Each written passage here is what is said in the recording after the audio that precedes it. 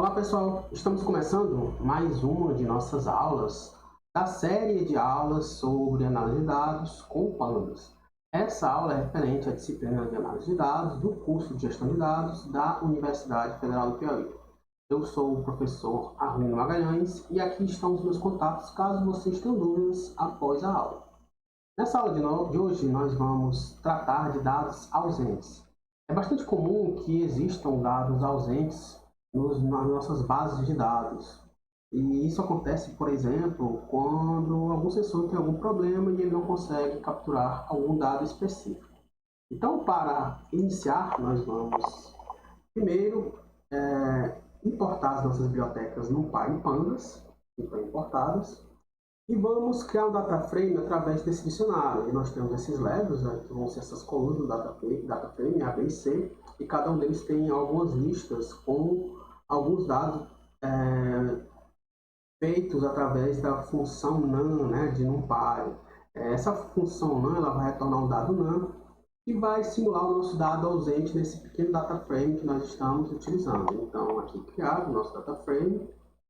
Vamos ver ele aqui. Então, estão aqui os data frames com nossas três colunas e os dados, entre eles, alguns deles, que são os nossos dados ausentes. Então, o primeiro comando que a gente pode utilizar para tratar dados ausentes é o dropNav. Através do dropNav, nós conseguimos excluir as linhas que possuem valores ausentes, ou nesse caso, tipo não, Então, está aqui, ele excluiu essas duas linhas que tinham valores ausentes, valores não, e deixou só a primeira. Adicionalmente, ao invés de excluir as colunas, as linhas, eu poderia excluir as colunas.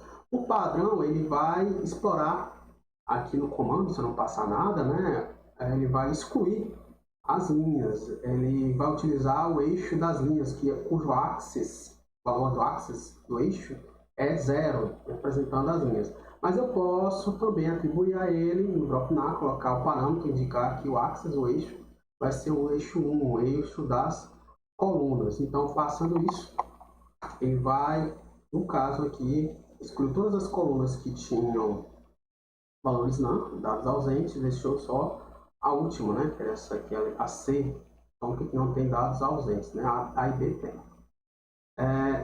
Adicionalmente, eu também posso passar para o comando dropNav o valor trash igual a 2. Com isso, eu estou informando que o dropNav só vai excluir linhas a partir de dois valores ausentes. Então, ele tem que ter pelo menos dois valores ausentes, dois valores não, para excluir uma determinada coluna. Então, executando, está aqui o resultado, a gente viu que essa linha que tinha apenas o valor não, ele não excluiu só a terceira linha de índice 2, que estava aqui logo abaixo, que tinha dois valores ausentes.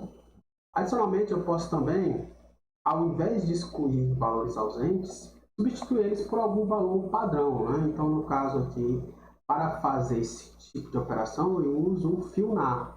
Com o FILNAR, ele vai substituir todos os valores ausentes pelo valor igual ao que eu coloquei aqui. No caso, eu coloquei conteúdo para ficar bem destacado. Então, usando aqui o FILNAR, a gente vê que ele retornou esse data frame aqui com onde existia NaN, ele substituiu pelo valor conteúdo.